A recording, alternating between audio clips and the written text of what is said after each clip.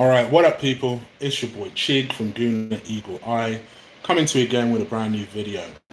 This time it is, I suppose, in a way, an episode of Eagle Eye, transfer rumor show where I talk to you about transfers, rumors, everything surrounding the Arsenal. Now, I suppose this is probably going to be the last time I do this summer. But I wanted to give an idea. I'm not going to keep you on for very, very long, guys. So stay with me. It's Friday night. I'm going to lead into Lee's show that I know he's doing at 9. Because quite honestly, I've got to go out at 9 anyway, so this is nice and convenient for me. But yeah, just stay with me and let's see what we can do with this. Right.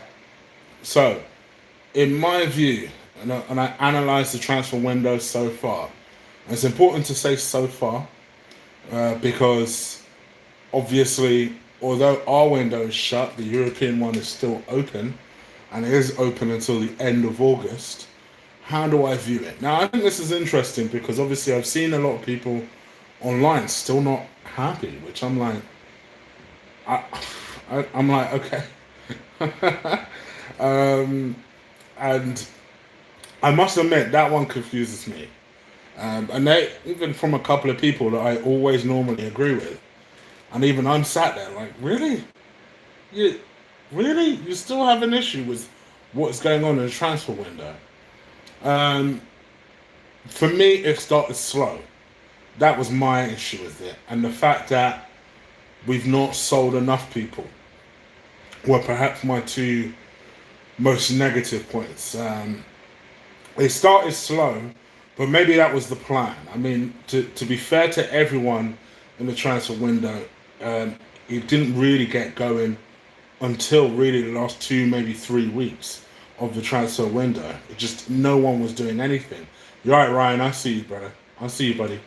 When we first signed Martinelli, everyone thought, okay, cool, a good youngster.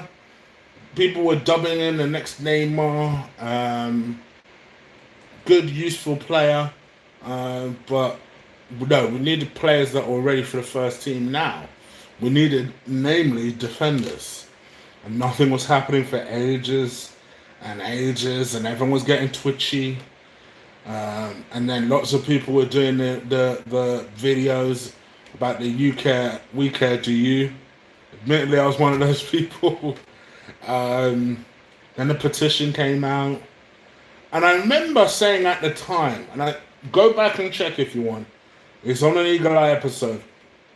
I remember saying this at the time, and I remember saying, I watched that Josh Kroenke interview, and he acted like, hey, what's all this noise about? If you understand what we're trying to plan, you guys will pipe down. That was the sort of reaction that he gave. Like, he kind of gave the reaction of, no, trust me, we've got some major things in the offing. If you guys only know what we're doing, trust me, be excited, because you ain't got no idea what's about to happen. And that was the sentence that everyone, that was the takeaway sentence that everybody had. Be excited. Be excited. As if he knew what was coming. And then maybe a week later, a week and a half later, all of a sudden, we started hearing rumours about Nicolas Pepe. Now, anyone who's been a long time subscriber of mine knows that as much as I banged on about Hakim Ziyech this transfer window, and I still think it's amazing that Hakim Ziyech hasn't been taken by anyone, despite the fact they had a really cheap release clause. Everyone knows that in spite of the fact that I bang on about Hakim Ziyech a lot, before Hakim Ziyech, there was a Nicolas Pepe. For about 18 months, I've been banging on about Nicolas Pepe, but I never thought it would really happen. I mean, if you even go to my recent video series on Nicolas Pepe and wingers as well, where Chig knows best, and I focus on wingers, I mentioned Nicolas Pepe. I think he's my number one choice. But I also, in that same video, say there's little to no chance of getting him. So I never thought it would happen. And then all of a sudden, it seemed to happen in like 2 to 3 days. All of a sudden, Napoli started getting less and less confident. Arsenal became more and more confident. We put together a good financial package. We put an enticing financial package. It was amazing. It was like we topped someone else's offer. These are things that Arsenal don't do. And then soon after, Nicolas Pepe flew into the country. I saw him in London. I still don't want to believe it. The amount of people that said, Chig, get gassed. And I was like, no, not until he signs, damn it. Not until he signs. And then there was this little small delay in between when his medical was done and when everyone thought it was done, but it was still a couple of days that went by and nothing was being announced and everyone was shitting themselves. Only for Nicolas Pepe to be announced and to be presented in front of the media.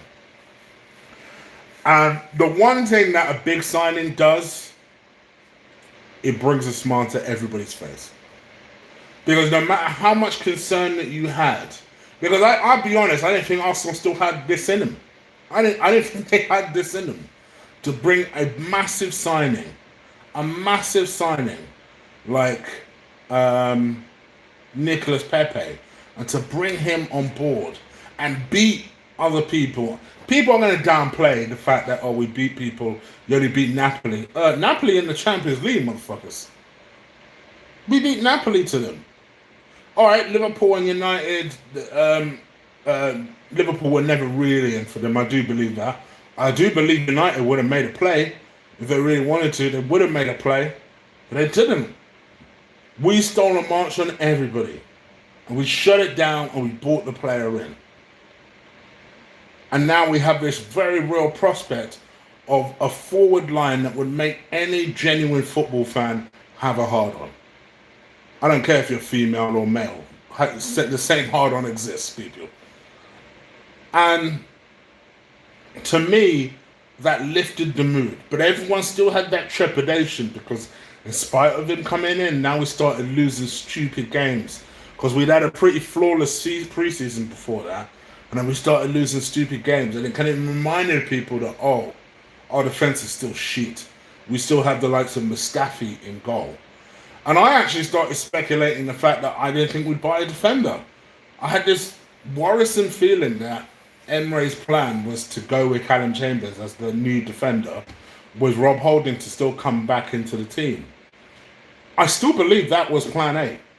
Because we then started to learn that our illustrious captain, who hadn't travelled to the USA, was now on strike. And he was playing with the kids. Gosh, that sounded dodgy. He was training with the kids. And he was on strike and he refused to play for the club again. And Emre, and we learnt this on Wednesday, still went back to him to try and almost beg him to come down from his stance. Almost an 11th hour thing where he just thought, listen, be easy, yo. Look, come back into the fray. You're supposed to be the captain. And yeah, he refused and he was sold 24 hours later. And he did that disrespectful video and he took off the top, threw the Arsenal top away, and that was that. And he was sold 24 hours later. And then Arsenal said, all right, bun this motherfucker. Let's start focusing on some other signings. So then the Kieran Tierney deal. I mean, when was the last time that Arsenal had been chasing someone for months and months and months, like actively, to the point where everybody knew about it. Everybody knew about it. For months and months and months was chasing and chasing and chasing and chasing and chasing. Only to get their man in the end. And they did. And all right, he has an injury now. I said that from the get-go. I said that from the very get-go. From time when Arsenal were, from when I was doing my Chigno's Best video series on left backs, I said Tierney is injured, you know. So let me injured when he comes in. But we're buying him as a prospect to someone who is going to go on after this injury and flourish. And I think that might be the reason why Emre is still holding on to his two left backs, just in case. So we're not forcing Tierney back too quickly. It may prove to be a masterstroke, maybe. And then we bought it here for 25 million. Not to mention the two signings I completely forgot about earlier. Look at Ceballos. That man, I think, will be a fantastic defender, midfielder, fantastic midfielder. Clearly has making it at Real Madrid, and why wouldn't you? They're one of the biggest clubs in the world. Why wouldn't you want to stay there and make it? But he has the foresight to say, listen, I can't just sit on the bench. I'm 22 years old. You know, if this club want me, it's a big club, I'll go there and ply my trade. And now we're getting a motivated player, a player who I said from the very start reminds me of a young Santi. He really does. Bags of technical ability. I like to tackle. I think he will prove to be an excellent, shrewd signing. An expensive loan signing, but a loan signing that we perhaps needed. And then you have Saliba, who I believe is one for the future. Excellent young player. But this was the deal that got people mad because it was the one position that everybody agreed we needed. And yet we couldn't see the best of this guy until next season. But I do think that this kid will go on to be something special. 18 years old, but I like everything about it. I like his composure. I love defenders with good composure. That are calm, that aren't all battle stations, panic stations whenever they get the ball. And he exhibits all of those qualities. But he was expensive. He was 27 million euros. And for Arsenal to know that and pay that, knowing that we'll get some type of class player next season, it really shows you that this kid could be worth something. He could be about this life. And then we got the Tierney deal, but then there was still one more glaring, obvious position. It was a position that we needed from the very get-go, and that was centre back. And we tried everybody. We looked at everybody. We were being filled with dreams of Upamecano. And you know what? Fair play to Arsenal. I believe him. I think they made a genuine attempt to try and convince this kid to come and convince their club to sell. But ultimately, when the kid isn't that fussed about leaving the club and the club doesn't want to sell, it really gave us little to nowhere to go. In the end, the club asked for 75 million. We weren't prepared to go to that. And I think the kid is excellent, but to be perfectly honest, I'm not sure I would have gone to 75 million. In fact, I would have bought Koulibaly. If that was the case, if we had bought this kid for that much, I would have said, well, why didn't we just go and buy Koulibaly? I still think that's the move we should have done. But anyway, I digress. And then we brought in David Luiz. I've heard people say that he is Mustafi 2.0. I don't think that. I think it's unfair to compare a lot of these defenders to Mustafi 2.0. Another person we were linked with over the summer was Daniel Regani, and that was another comment people used to say. None of these players are that bad. But I must admit, I was disappointed by this link. Speaking to a couple of Chelsea fans, people tell me that he is a great defender in a 3, but a liability in a 4. That is the constant message that I get. That in the center of a 3, like Luiz will be perfect. Anyway, in a 4, good luck, is the message that I get. I think he's a fun footballer, great big character, clearly somebody with technical ability. But I do worry for this erratic shit that he's known for. I hate the idea that we've got another Chelsea reject coming in and hoping he doesn't fuck up. These things don't sit well with me. But again, we are where we are. We have to make do with what we have to make do with. So when I take all these things into account, and then I take our sales into account, we sold Koscielny, we finally got rid of Carl Jenkinson by some miracle.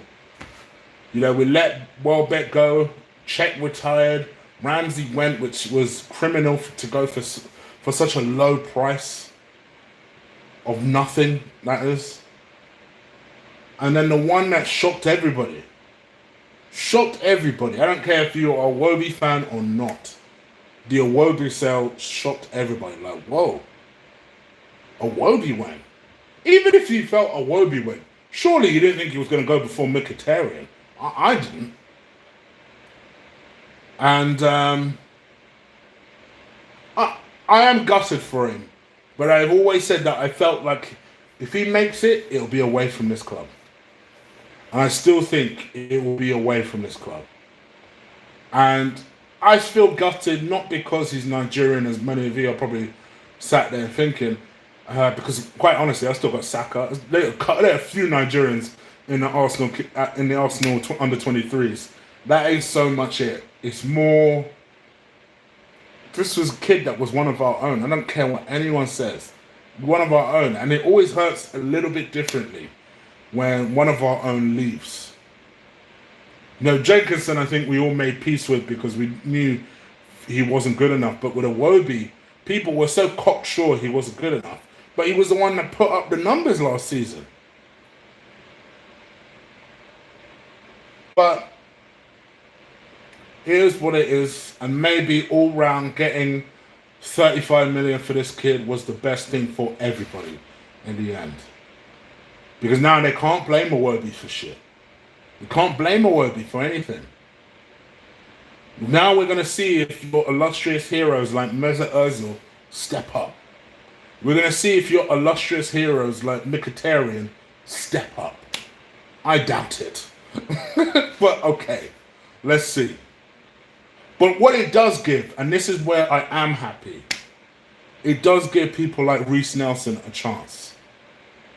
It does give people like Saka, who's one of the said Nigerians I mentioned, a chance. It does give someone like Willock, who I believe could play attacking midfielder and a number 8, a chance. And that can't be a bad thing. So for that reason, I'm happy enough to say good luck to you, Alex. We'll be cool.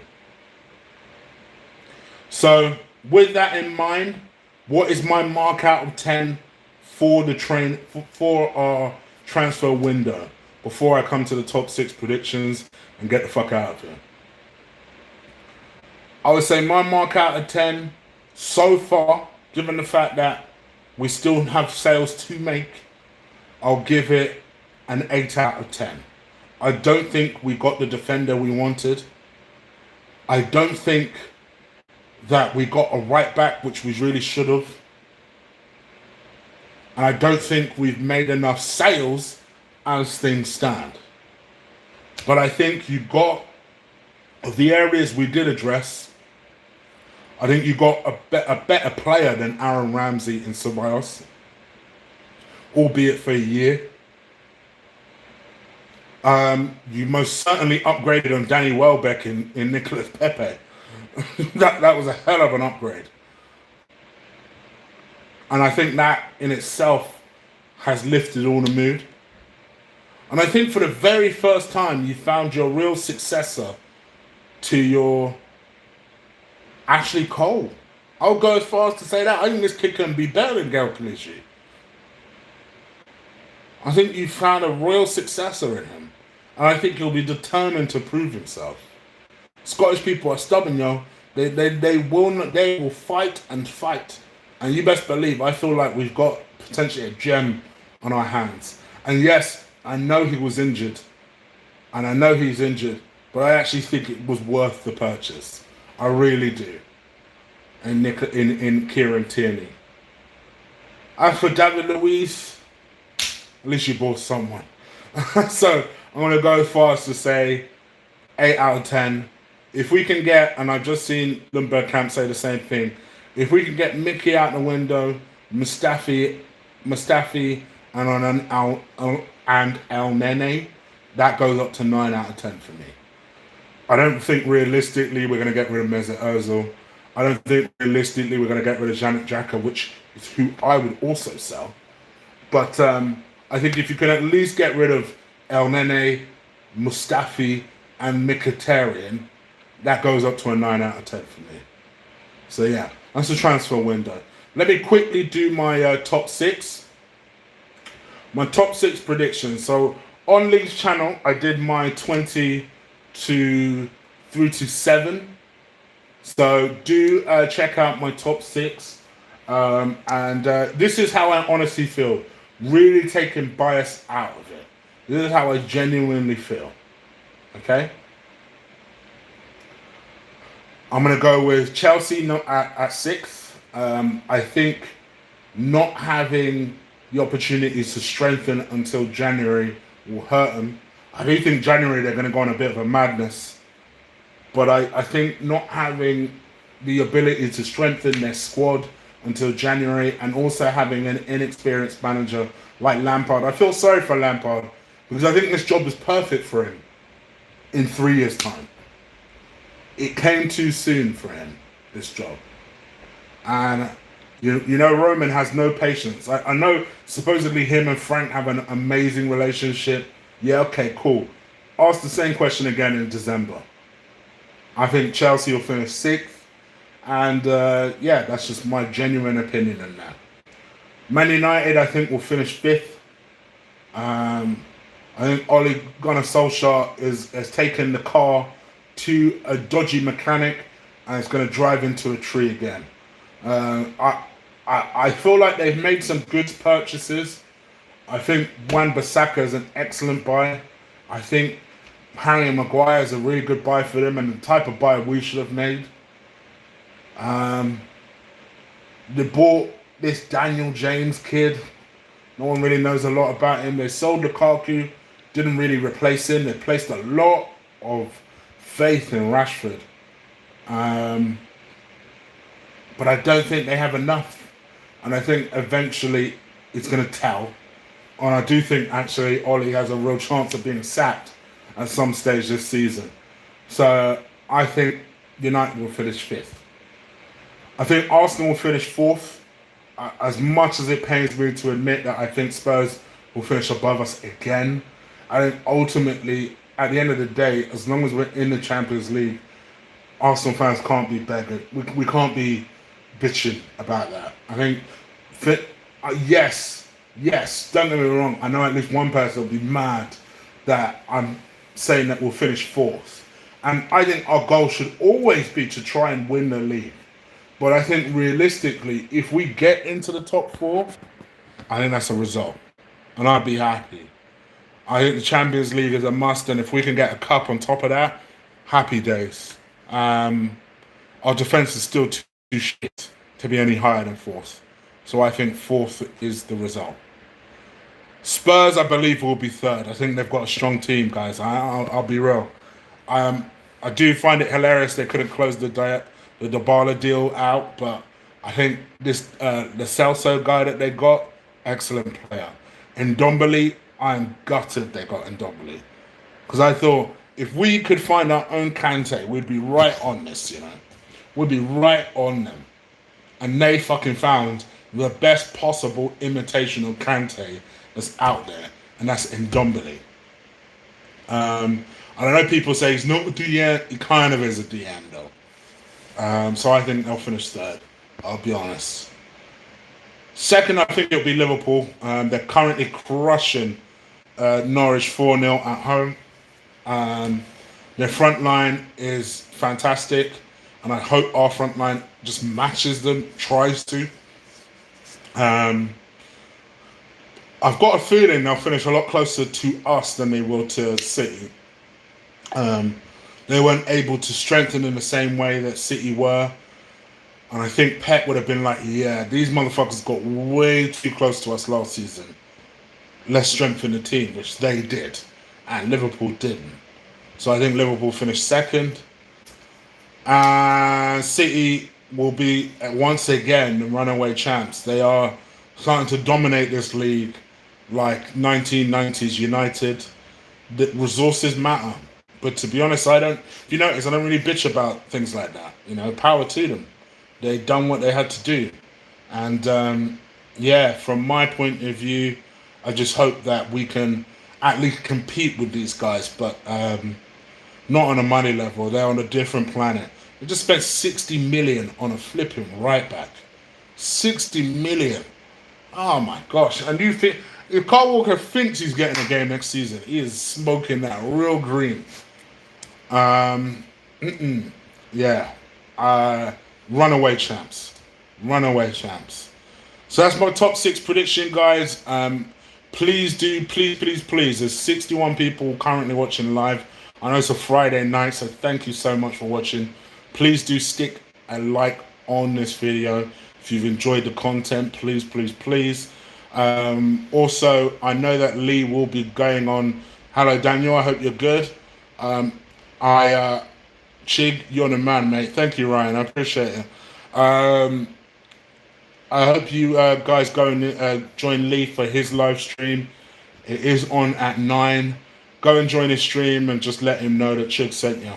I'm off out now, so I can't stick around for too many questions. I'll be back tomorrow, though. We can do a little question session then. I've got a preview coming for the Newcastle Arsenal game. And I'll also let you know how I feel about Mesut Ozil and Kolasinac not making the trip. So do stick around for that. I'll be back tomorrow. Take care. Enjoy your evening. Peace.